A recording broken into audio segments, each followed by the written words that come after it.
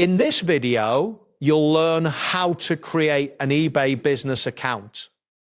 This guide will take you through the steps necessary to set up your account for selling products under a business name. Start by visiting the eBay website. Once there, locate the option to open the registration page. If you already possess a personal eBay account, you have the option to convert it to a business account later.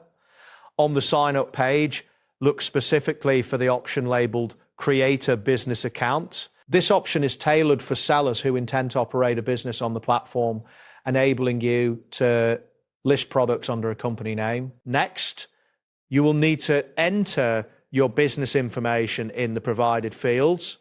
Input details such as your business name, business email, and a secure password. eBay might also ask for additional information, including your business address and contact details. It is crucial to ensure that all the information you provide is accurate, as it will be linked to your selling activities. In some regions, identity or tax verification may be required for business sellers. Providing correct information is essential to avoid any issues with your account in the future. After filling out the registration form, eBay may send you a verification email or a code. Check your email inbox for this message. Follow the instructions provided in the email to confirm your account and activate your business profile.